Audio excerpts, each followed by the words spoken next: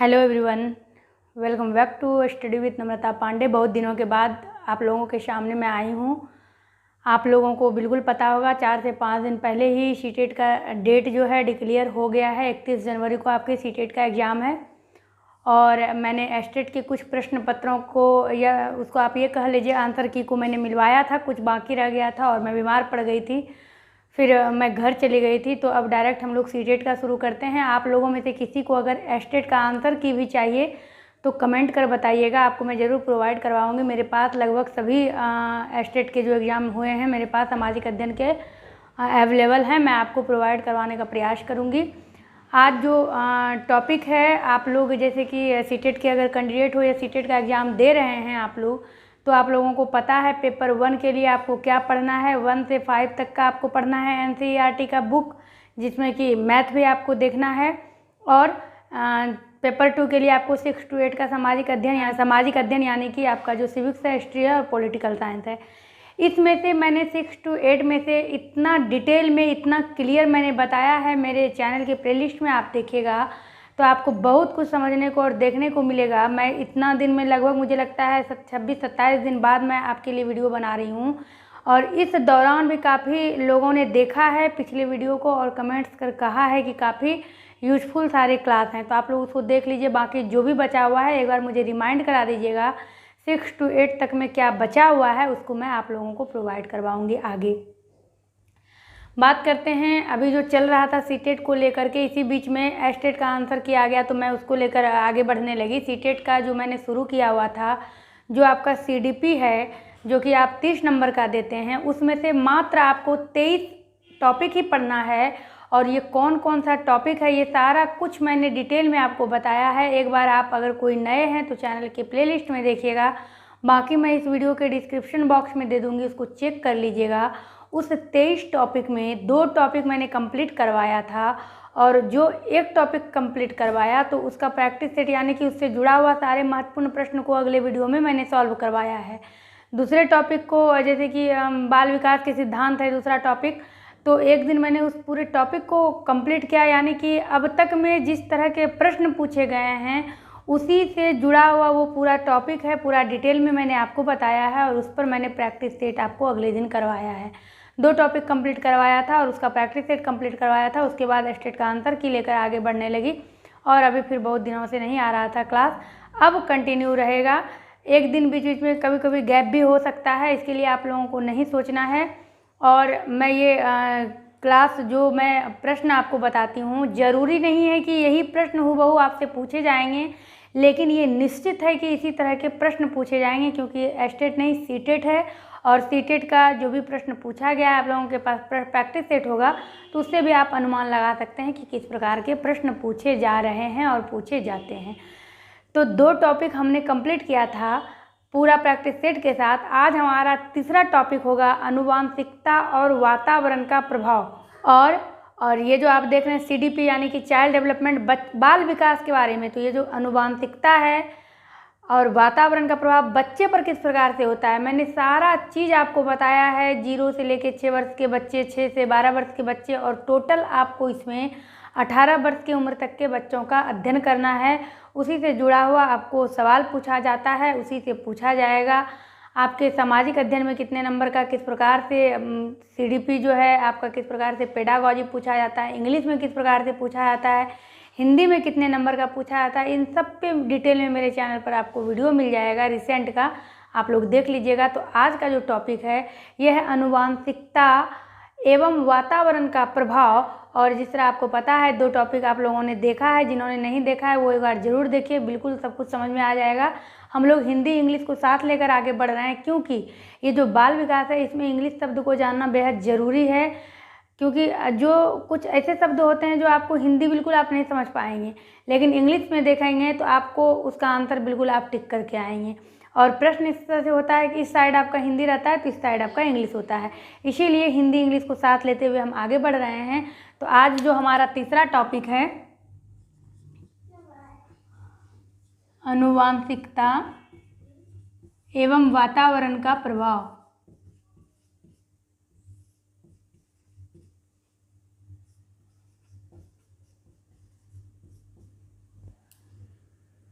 का प्रभाव, तो यहाँ प्रभाव का इफेक्ट होता है, लेकिन यहाँ पे आपको इन्फ्लुएंस लिखना है,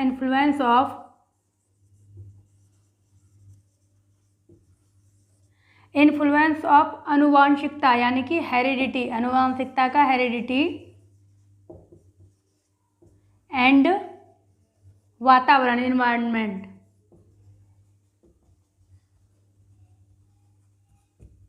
ये आज हमें देखना है कि बच्चे जब बड़े होते हैं, बच्चे का जब जन्म होता है, तो उसका सोच, उसके शरीर का विकास, उसके किसी भी अंग का विकास, उसके सोच का विकास, उसके बुद्धि का विकास, उसके चरित्र का विकास किस किस चीज़ों पर निर्भर करता है, तो ये है उसका अनुवांशिकता एवं वातावरण का प्रभाव। यानी वातावरण का भी प्रभाव होता है, अनुवांशिकता का भी। और जो मैंने कहा है 23 टॉपिक आपको कवर करना है CDP में, जिसके अंतर्गत आपको राष्ट्रीय पाठ चर्चा की रूपरेखा को भी आपको देखना है। NCF 2005 से कई प्रश्न पूछे जाते हैं, लगभग हर बार पूछे जाते हैं, तो उसको देखना है।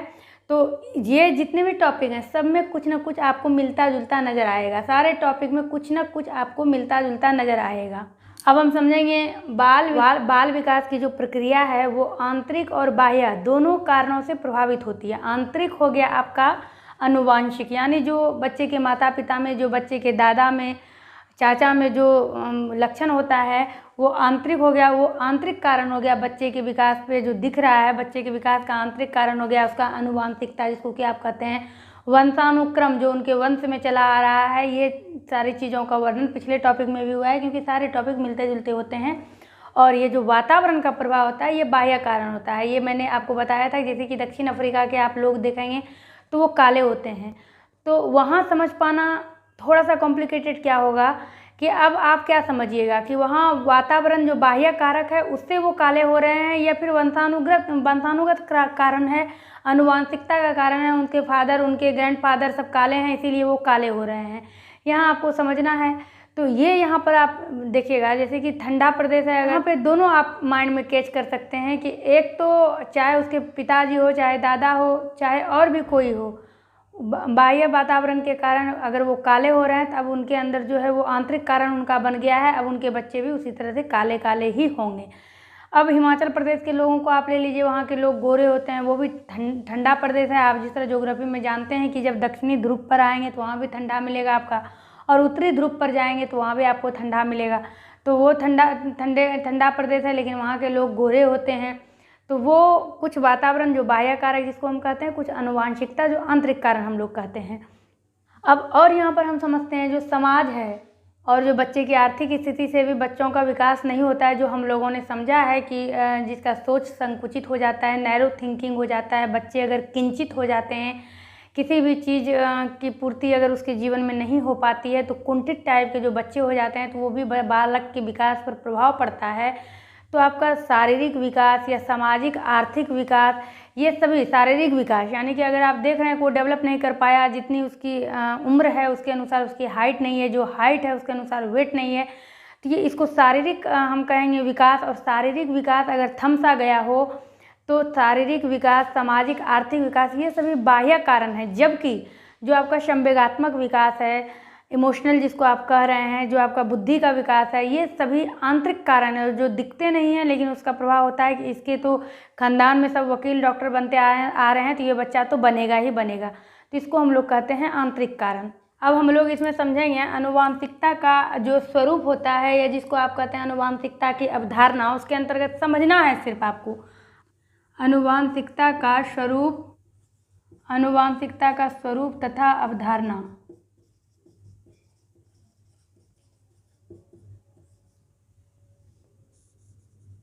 यानी कि model of concept and heredity.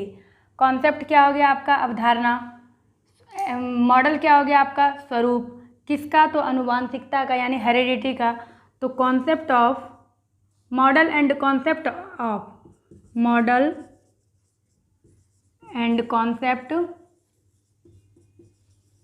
Of heredity, इसमें आपको समझना है। ये जो टॉपिक आपका है अनुवांशिकता एवं वातावरण का प्रभाव, इसको सिर्फ आप समझ लीजिएगा तो आप इससे जुड़े हुए जितने भी प्रश्न पूछे जाएंगे आप आंसर देकर आइएगा, क्योंकि इसमें कुछ विशेष आपको समझना ही नहीं है। आनुवांशिकता के कारण हम समझेंगे किस किस चीज़ों पर प्रभाव पड़ता है। तो आपका शारीरिक प्रभाव हो गया, शरीर पर जो प्रभाव पड़ता है, या फिर आप बुद्धि पर प्रभाव होता है और चरित्र पर भी प्रभाव होता है। जबकि वातावरण का प्रभाव किस किस चीज़ पर पड़ता है, तो इसको हम लोग आखिरकार में समझेंगे वातावरण से किस प्रकार के प्रभाव पड़ते हैं। तो ये जो पहले है आनुवांशिकता का स्वरूप तथा अवधारणा, इसमें हम लोग समझेंगे कि किसी भी बालक का जो शारीरिक गठन होता है, जो शारीरिक संरचना होती है, वो उसके वंश पर निर्भर करता है, आनुवांशिकता का कारण होता है। और ऐसा माना जाता है कि आनुवांशिकता जो है, जो वंशानुक्रम है, वो बिल्कुल स्थिर संरचना है। अगर कोई व्यक्ति किसी तरह से विकलांग है या किसी एक यूनिक है, यानी कि कद उसका हाइट छोटा है, तो उसका बेटा का भी हाइट छोटा होगा, फिर उसके बेटे का होगा। इस तरह से ये आनुवांशिकता एक स्थिर मानसिक संरचना के रूप में समझा जाता है। एक स्थिर संरचना की ये आनुवांशिकता है, ये चलते रहेगा। और आनुवांशिकता जो है, जिस प्रकार के आप लोग ये जानते हैं, एक छोटी सी बात है, जिस प्रकार से एक एक ईंट को जोड़कर इमारत बनता है, उसी प्रकार आनुवांशिकता का जो मूलाधार होता है, जो यानी कि मूल आधार होता है, वो सेल होता है, जिसे कि हम लोग हिंदी में कोष कहते हैं। जिस प्रकार एक एक ईंट को जोड़कर हमने इमारत बनाया, तो ये जो सेल होता है, जो कोष होता है, कोष को माता और पिता के, ये जो कोष होते हैं, माँ के अंडाणु और पिता के शुक्राणु से मिलकर जिस जीव का निर्माण होता है, वो एक आप समझते हैं कि एक नई संरचना होती है, जिससे कि किसी बालक का जन्म होता है। और यही जो माँ और पिता हैं, यही इसके आनुवांशिकता पर निर्भर करता है। और मैक्सिमम ये पाया जाता है, क्योंकि लड़की हो या लड़का हो, इसका जिम्मेवार पुरुष ही होता है। उसी प्रकार ज़्यादातर आनुवांशिकता में आप देखिएगा कि जो पुरुष होता है, उसके वंश में जिस प्रकार की परंपरा चलते आ रही है, उसी प्रकार से उस बालक का होता है। जिस प्रकार की युग्म में कोष का निर्माण होता है, तो मानव गुणसूत्र में 46 कोष होते हैं। तो इसको युग्मों में आप करिएगा तो ये 23 होते हैं, 23 जोड़ा होता है। और ये जो गुणसूत्र है, एक गुणसूत्र में कई सारे जीन्स होते हैं, कई सारे नहीं बल्कि आप इसको लगभग माइंड में सेट कर लीजिए कि एक गुणसूत्र में लगभग 3000 जीन्स होते हैं।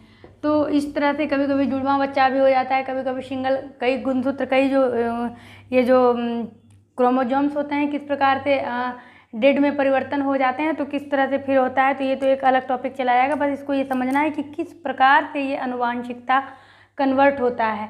तो इसी तरह से ये आनुवांशिकता कन्वर्ट होता है। तो हम लोगों ने ये समझा कि क्या है आनुवांशिकता का स्वरूप तथा अवधारणा। और ये जो हमने बताया कि एक गुणसूत्र में लगभग 3000 जीन्स होते हैं, तो ये 2 मनोवैज्ञानिक ने कहा है। एक है आपका मॉन्टेग्यू और दूसरे हैं आपके सीलफेंड। इनके अनुसार इन्होंने ऐसा कहा है कि एक गुणसूत्र में लगभग 3000 जीन्स होते हैं।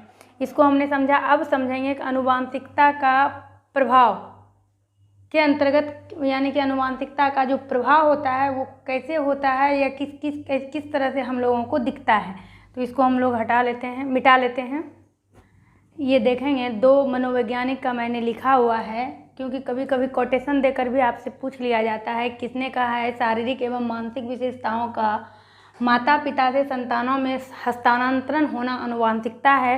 तो ये जेम्स ड्रेबर हैं, इन्होंने ऐसा कहा है कि शारीरिक एवं मानसिक विशेषताओं का माता पिता से बच्चों में या संतानों में जो हस्तांतरण होता है उसे ही आनुवांशिकता कहते हैं। जबकि रूथ बेनेडिक्ट ने ऐसा कहा है कि वंशानुक्रम माता पिता से संतानों को प्राप्त होने वाले गुण हैं। यानी कि कुल मिलाकर जितने भी मनोवैज्ञानिक हैं, और भी मनोवैज्ञानिक हैं, गोडार्ड ने इस प्रकार से कहा है कि जो मंदबुद्धि, अगर जिस बालक के माता पिता मंदबुद्धि हैं तो उसके बच्चे भी मंदबुद्धि होते हैं। जिस बालक के माता पिता विकसित बुद्धि के होते हैं, तेज बुद्धि के होते हैं, तो उसके बच्चे भी तेज होते हैं। तो इस तरह के कई ऐसे मनोवैज्ञानिक हैं। तो कुल मिलाकर आप ये देख रहे हैं, दोनों सेंटेंस का मतलब सेम ही है, यानी कि आनुवांशिकता या वंशानुक्रम दोनों सेम शब्द है, दोनों का अर्थ भी सेम है। माता पिता में जो गुण है या माता पिता जिस प्रकार से हैं, चाहे शारीरिक संरचना, यानी कि चाहे उसका बाह्य विकास चाहे आंतरिक विकास, वो वंशानुक्रम होता है, यानी कि जो माता पिता में होता है वो बच्चे में आता है। तो ये मनोवैज्ञानिक ने 2 तरह की इस तरह की बातें कही है। अब हम लोग देखेंगे आनुवांशिकता का क्या प्रभाव है और वातावरण का बच्चों पर क्या प्रभाव होता है। तो सबसे पहले आनुवांशिकता के प्रभाव को यहाँ समझ लेते हैं। पहले नंबर पर यहाँ पे देखेंगे, ये टॉपिक बहुत ही ईजी है और इससे बहुत ही ज़्यादा प्रश्न पूछा जाता है, तो इसको ज़रा सा देख लीजिएगा। अनुवांशिकता का प्रभाव, यहाँ पर हम देखेंगे अनुवांशिकता का प्रभाव यानी कि इफेक्ट ऑफ हेरिडिटी। देखिए यहाँ पर मैंने इन्फ्लुएंस लिखा है, यहाँ इफेक्ट आप लिख सकते हैं, इफेक्ट ऑफ हेरिडिटी। तो अनुवांशिकता का यानी कि ऐसे कौन कौन से प्रभाव जो हम देख रहे हैं बच्चों में आता है, और वो आता है अनुवांशिकता वंशानुक्रम यानी माता पिता से। तो पहला है आपका शारीरिक लक्षणों पर प्रभाव। शारीरिक लक्षणों पर प्रभाव, देखिए इससे निम्न प्रकार के प्रश्न निकाले जा सकते हैं। अब आपको दे दिया जाएगा ये जो शारीरिक लक्षणों के प्रभाव हैं, ये प्रभाव किस प्रकार के प्रभाव हैं, अनुवांशिकता है या फिर वातावरण है। तो 2-3 चीज़ें होती है, जिस प्रकार हमने उदाहरण दिया दक्षिण अफ्रीका का, हिमाचल प्रदेश का, तो कुछ भी हो सकता है। तो आपको यहाँ पर देखना है शारीरिक लक्षणों पर प्रभाव। इसका पहले हम लोग देख लेते हैं इंग्लिश। तो effect on physical development, physical development.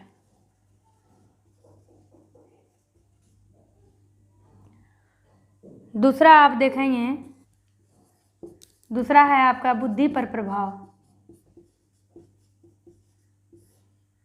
यानी कि इफेक्ट इंटेलिजेंस।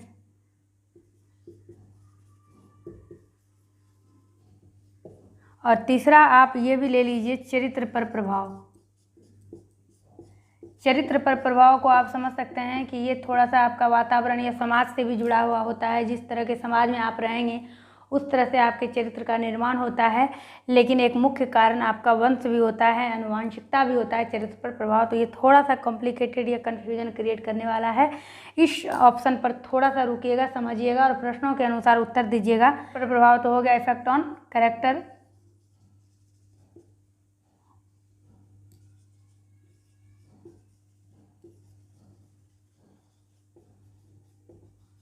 अब देखिए बस ये 3 चीज़ आपको याद रखना है और आप सब कुछ समझ जाइएगा। ये शारीरिक लक्षणों पर प्रभाव, जो जिसका पूर्वज आप ले सकते हैं, माता पिता ले सकते हैं, या जिसके घर में कुछ ऐसे भी लोग होते हैं जो इतने पतले होते हैं कि उसकी शादी भी नहीं होती है।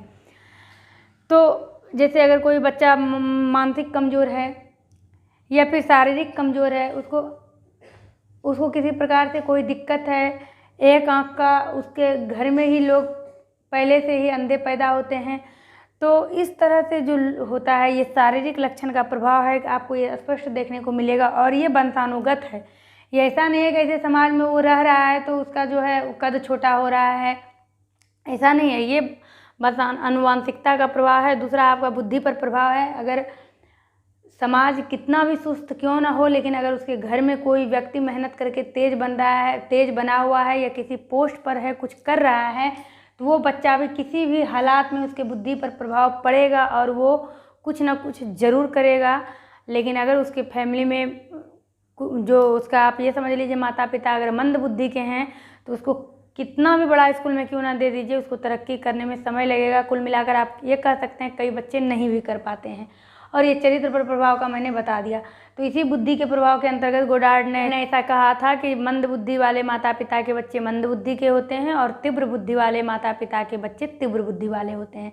तो अनुवांशिकता का प्रभाव में मुझे बस ये 3 ही टॉपिक देखना था, जिसको कि मैंने समझ लिया। इसमें कुछ भी लिखने उखने को, लिख कर समझाने को कोई ये साल नहीं है, इसीलिए ये टॉपिक थोड़ा ईजी है। तो ये अनुवांशिकता हमने देखा। अब हम लोग देखेंगे वातावरण का प्रभाव। इससे क्या होगा कि अगर आप ये 3 टॉपिक समझ लिए कि अनुवांशिकता के अंदर आता है, और 2-3 टॉपिक जो भी है आपका कि क्या वातावरण का प्रभाव कहिए या फिर वातावरण का क्या क्या कारक है, वातावरण बच्चे को प्रभावित करता है। वातावरण जो है, वातावरण में ऐसे कौन कौन से कारक हैं जो कि बच्चे को प्रभावित करते हैं, बच्चे के विकास पर अपना प्रभाव छोड़ते हैं, तो हम लोग इसको समझेंगे। तो इसको हम लोग साफ कर लेते हैं। अब हम लोगों ने अनुवांशिकता का प्रभाव देख लिया। अब हम लोग समझेंगे वातावरण संबंधी कारक। इसके पहले हम लोग थोड़ा सा समझेंगे मीनिंग ऑफ एनवायरनमेंट, यानी वातावरण का क्या अर्थ है। ये सभी जानते हैं। वातावरण जब हम लोग कह रहे हैं वातावरण का अर्थ यानी मीनिंग ऑफ एनवायरनमेंट, एनवायरनमेंट यानी कि पर्यावरण। पर्यावरण 2 शब्दों से मिलकर बना हुआ होता है, परि और आवरण। परि मतलब चारों ओर, आवरण मतलब ढकने वाला या फिर घेरने वाला, यानी कि कुल मिलाकर पर्यावरण का अर्थ होता है चारों ओर घेरने वाला। तो वातावरण, जो हमारा वातावरण है, जो कि वैसा आवरण, वैसी स्थिति जो हमें चारों तरफ से घेरे हुए हैं, तो वो है वातावरण। वातावरण का हमारे ऊपर क्या प्रभाव पड़ता है, वातावरण संबंधी कारक हमें देखना है।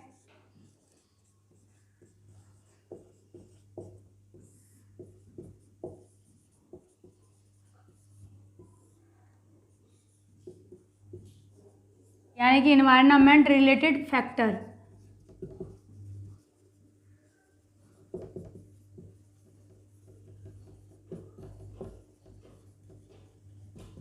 फैक्टर्स, क्योंकि एक फैक्टर नहीं होगा। वातावरण से संबंधित जो कारक हैं वो कौन कौन से हैं?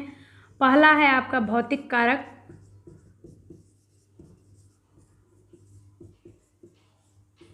भौतिक कारक यानी फिजिकल फैक्टर।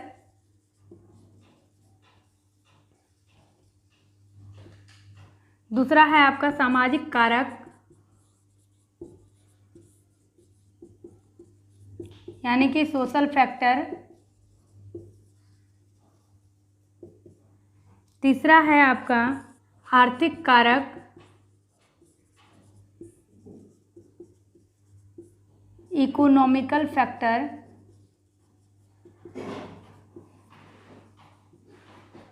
और चौथा है आपका सांस्कृतिक कारक,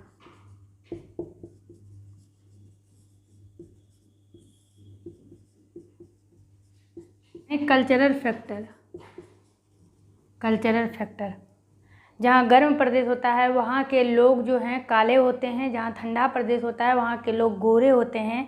ये जो वातावरण संबंधी कारक है, इसमें से मैंने पिछले क्लास में आपको ये समझाया था कि बच्चे का जो है सामाजिक, ये यहाँ पे आपका सामाजिक कारक है। एक जैसे कि आप ये भी समझ सकते हैं, जैसे कि किसी बच्चे को, अगर किसी बालक की माँ बचपन में उसको छोड़कर चली गई है, वो उसको माँ का प्यार नहीं मिला है, तो फिर उस बच्चे का अगर आप सोचिएगा सर्वांगीण विकास हो, उसकी बुद्धि भी तेज हो, वो शारीरिक रूप से भी ठीक ठाक हो, तो वो नहीं हो पाएगा, क्योंकि उसके माइंड में सेट है कि उसकी माँ उसको छोड़कर चली गई है। या फिर उस बच्चे के जीवन में कुछ ऐसी दुर्घटनाएं हुई है जिसे वो भूल नहीं पा रहा है, वो एकाग्रचित होकर पढ़ना चाहता है, लेकिन फिर उसको वही सिचुएशन याद आ जाता है, फिर उस बच्चे का भी सर्वांगीण विकास संभव नहीं हो सकता है। तो कुछ ऐसे कारक हैं जो कि सर्वांगीण विकास में बाधक हैं। या फिर कोई ऐसा बालक जो गर्भावस्था के दौरान उसकी माएँ जो है शारीरिक या मानसिक रूप से स्वस्थ नहीं थी, तो उसका भी असर बच्चे पर देखने को मिलता है। वो पूर्ण रूप से विकसित पैदा होने के समय ही वो अविकसित दिखने लगता है, या फिर आगे चलकर उसका डेवलपमेंट रुक सा जाता है। तो ये सब कारक है वातावरण संबंधी। अब आते हैं भौतिक कारक। तो आप जानते हैं कि भौतिक कारक यानी कि जो भी बाहर अंतर्गत प्राकृतिक और भौगोलिक परिस्थितियाँ आती है, यानी कि मनुष्य का जो विकास है वो जलवायु पर निर्भर करता है। और जो पहले मैंने उदाहरण दिया, अगर ठंडा प्रदेश है तो वहाँ के लोग गोरे होते हैं, सुंदर होते हैं, बिल्कुल खुशहाल मिजाज के होते हैं, जबकि गर्म प्रदेश के लोग काले होते हैं, चिड़चिड़े होते हैं, अधिक आक्रामक होते हैं। जबकि ठंडे प्रदेश के लोगों की बुद्धि भी तेज होती है, वो स्वस्थ भी होते हैं, सुंदर भी होते हैं, तेज बुद्धि वाले भी होते हैं। आप इमेजिन कर लीजिए, प्रदेश को छोड़िए, आप अपने घर में ही इमेजिन करिए, अभी जिस प्रकार का मौसम चल रहा है, बिल्कुल भी आपको कम गुस्सा आएगा, लेकिन अधिक गर्मी होगी, आप गर्मी से थके हारे आ रहे हैं, और कोई व्यक्ति अगर आपको कुछ कह रहा है, नहीं भी कुछ कह रहा है, तो आप बिल्कुल आक्रामक दिखाएंगे, चिड़चिड़ा सा दिखाएंगे। तो छोटे छोटे उदाहरण से आपको समझना होता है। तो ये है आपका भौतिक कारण। अब आप आइए सामाजिक कारक। सामाजिक कारक जो है वो बाल विकास में किस प्रकार से अपना रोल प्ले करता है, तो सामाजिक कारक में आपको समझना है। अब मनुष्य जिस समाज में रह रहा है, वहाँ का रहन सहन, वहाँ का धर्म, वहाँ का पूजा पाठ, वहाँ का कोई भी त्यौहार जिस तरह से हो रहा है, मनुष्य के जीवन को, बालक के, बच्चे के जीवन को वो उसी तरह से प्रभावित करेगा। आप किसी क्षेत्र के हैं, आप रह रहे हैं बिहार में, आप चले आइए केरल, तो वहाँ पर आपको एक अलग चीज़ देखने को मिलेगा। आपके बच्चे अब वहाँ के चीज़ों को, वहाँ के त्योहारों को जान रहे हैं, समझ रहे हैं, और फिर वहाँ से जब आप यहाँ आते हैं तो एक नए तरीके से वो उस चीज़ को याद करेंगे, वहाँ पर मैं ये देखता था, या फिर वहाँ पर इस तरह से चीज़ें होती थी। तो ये जो सामाजिक कारक है, ये भी बालक के विकास को कई तरह से प्रभावित करता है। अलग अलग चीज़ बच्चे अलग अलग समाज में सीखते हैं। बच्चे ही नहीं बल्कि मनुष्य खुद एक सामाजिक प्राणी है। तो बालक जब मनुष्य के रूप में आता है, मनुष्य ही है, तो इस तरह से समाज में बहुत कुछ सीखने को मिलता है। आर्थिक कारक में आपने समझ लिया था, ये जो इकोनॉमिकल फैक्टर है। अगर व्यक्ति के पास धन है तो सिर्फ वो खुश ही नहीं रह सकता, क्योंकि अगर पैसे हैं तभी वो कोई पौष्टिक कारक चीज़ खरीद सकता है, खा सकता है, और पौष्टिक वाला चीज़ खाएगा तभी तो उसका शारीरिक मानसिक विकास होगा। अब धन के अभाव में वो एक हीन भावना उसके अंदर पैदा हो जाएगी कि मेरे पास ये चीज़ नहीं है, मैं ये नहीं ले सकता हूँ। हर जगह उसकी इच्छा को, अपनी इच्छा को दबाना होता है। तो ये जो आर्थिक कारक होता है उसके विकास को बिल्कुल गंभीरता से, बिल्कुल घने रूप से प्रभावित करता है। ये आर्थिक कारक भी बहुत बड़ा फैक्टर है बाल विकास में, क्योंकि अगर मान लीजिए बालक एक बच्चे को कुछ देख रहा है, उसकी भी इच्छा हो रही है उस चीज़ को लें, इसके लिए अर्थ की आवश्यकता होती है। तो आर्थिक कारक भी बाल विकास में बहुत बड़ा बाधा है, और बिल्कुल ये बहुत बड़ा बाधा है। और सांस्कृतिक कारक को आप समझ लीजिए, ये जो सांस्कृतिक कारक है, जैसे कि आप पूजा पाठ, कोई त्यौहार ले लीजिए, जहाँ पर वैज्ञानिक दृष्टिकोण से किसी चीज़ को मनाया जा रहा है, वैज्ञानिक दृष्टिकोण से अगर हम कोई फेस्टिवल मना रहे हैं या कुछ कर रहे हैं, जैसे कि मान लीजिए होली खेलते हैं आप साल में एक बार, लोग कहता है स्किन पे इफेक्ट हो जाएगा, स्किन खराब हो जाएगा। लेकिन अगर उसको वैज्ञानिक दृष्टिकोण से मनाइए कि साल में एक बार एक ऐसा, वो जब होली का सीज़न आता है तो उसमें साल में एक बार रंग लगने से भी स्किन की जो भी शिकायतें होती है, जो भी स्किन डिजीज होती है, वो ख़त्म हो जाती है। तो वैज्ञानिक दृष्टिकोण से जब आप आगे बढ़ेंगे तो आपकी बुद्धि का विकास होगा और आप इंजॉय करके होली खेलेंगे। लेकिन अगर कोई काम आप कर रहे हैं वहाँ वैज्ञानिक दृष्टिकोण न होकर के अंधविश्वास से सिर पे भरा हुआ हो, अंधविश्वास से ही अब आप भूखे प्यासे किसी मंदिर के सामने में खड़े हैं, अब आप किसी की बलि दे रहे हैं, अंधविश्वास में आप 10 दिन भूखे रहिएगा तो ये काम आपका पूरा हो जाएगा। तो यहाँ आपके विकास को प्रभावित करता है ये सांस्कृतिक कारक भी। तो ये आपके वातावरण संबंधी कारक थे। इसके पहले आपने अनुवांशिक संबंधी कारक देखा, और बस ये जो तीसरा टॉपिक आपका अनुवांशिकता एवं वातावरण का प्रभाव है, यही आपका महत्वपूर्ण कारक है जिससे कि महत्वपूर्ण प्रश्न पूछे जाते हैं। अब आपको एक महत्वपूर्ण चीज़ इसमें क्या समझना है कि अनुवांशिकता और ये वातावरण एक दूसरे के पूरक हैं। एक दूसरे के पूरक हैं, यानी कि आप जिस प्रकार से 90 डिग्री के कोण में आप 45 डिग्री और 55 डिग्री रख रहे हैं, दोनों एक दूसरे के पूरक हैं। 55 डिग्री को हटा दीजिएगा तो 45 डिग्री अपना एक अलग कोण बनाता है। लेकिन अगर यहीं पर आप कुछ अलग तरीके से उसको 60 डिग्री 30 डिग्री करेगा तो उसका भी अपना अलग अलग वैल्यू है। लेकिन इस 45 डिग्री को कुछ आप इस तरीके से जोड़िएगा, जैसे कि आप एक उदाहरण के रूप में समझ लीजिए कि आप 72 डिग्री का कोण ले रहे हैं और उसमें आप 18 डिग्री का कोण ले रहे हैं। तो 18 डिग्री का अपना कोई, जिस तरह कि आप मैथ में पढ़ते आ रहे हैं, 15 डिग्री का, 30 डिग्री का, 45 डिग्री का, 60 डिग्री का, 90 डिग्री का, 180, 360, इन सब का अपना अलग अलग मान है। लेकिन अगर आप कहीं पर 72 डिग्री पढ़ रहे हैं और उसको 90 बनाने के लिए हम 18 डिग्री ले रहे हैं, तो जब तक 72 90 को नहीं जोड़ेंगे तो हम किसी भी हिसाब को प्रूफ करने में हमें बहुत परिस्थितियों का सामना करना, विकट परिस्थितियों का सामना करना पड़ सकता है, क्योंकि हमारे पास 72 डिग्री का भी मान नहीं होता है और 18 डिग्री का भी मान नहीं होता है। जब आप आगे बढ़ जाएंगे, जैसे साइन 18 डिग्री, कॉस 18 डिग्री, तो ये सब एक अलग चीज़ है। लेकिन ये एक दूसरे का पूरक है, यानी कि 72 और 18 को अलग करते हैं तो दोनों अधूरा हो जाता है। उसी प्रकार अनुवांशिकता और वातावरण दोनों एक दूसरे का पूरक है। अनुवांशिकता के कारण बच्चा मान लीजिए बहुत तेज है, इतना पढ़ना लिखना वो जान रहा है, उसका माइंड इतना तेज है कि उसको आप जो बोल रहे हैं उसको याद हो रहा है। लेकिन ये जो वातावरण के अंतर्गत आपका भौतिक, सामाजिक, आर्थिक, सांस्कृतिक आता है, इस आर्थिक को ही पकड़ लीजिए, और बच्चा मानसिक रूप से बहुत तेज है और आर्थिक स्थिति उसकी कमज़ोर है, तो उसका ये बुद्धि, जो उसका जो इंटेलिजेंस है, कहाँ दिखेगा? जब हम उसको प्रॉपर कोई चीज़ उपलब्ध नहीं करा पा रहे हैं तो कुछ नहीं हो सकता। और अगर वातावरण में उसकी आर्थिक स्थिति बहुत अच्छी है, बहुत अमीर वो है, अब उसकी जो अनुवांशिकता है यानी कि उसकी बुद्धिमंद है, तो ये क्या कर सकता है? कुछ नहीं कर सकता है। तो ये दोनों एक दूसरे का, वातावरण में पारस्परिक निर्भरता है, ये दोनों एक दूसरे के पूरक हैं। ये अनुवांशिकता या वंशानुक्रम और वातावरण एक दूसरे के सहायक हैं, सहयोगी हैं। ये महत्वपूर्ण टॉपिक था और इसमें ज़्यादा लिखना उखना नहीं था, इसको ज़्यादा से ज़्यादा समझना था। और उम्मीद करते हैं आप लोग समझे होंगे। आप लोग कैसे हैं? मैंने शुरू में नहीं पूछा, लास्ट में पूछ रही हूँ। आप लोग उम्मीद करते हैं अच्छे होंगे। तो इस क्लास को अगर आप समझ गए हैं, जो नए हैं वो सब्सक्राइब कर लीजिएगा चैनल को, और प्लेलिस्ट में चेक करिएगा, आपको बहुत कुछ मिल जाएगा। और जो पुराने हैं वो तो हैं ही, वीडियो लाइक करिएगा, कमेंट कर अपनी प्रतिक्रिया दीजिएगा। मिलती हूँ मैं आपसे अपने अगले वीडियो में, इसी पर आधारित कुछ महत्वपूर्ण प्रश्नों को लेकर। बने रहिए आप इस चैनल के साथ।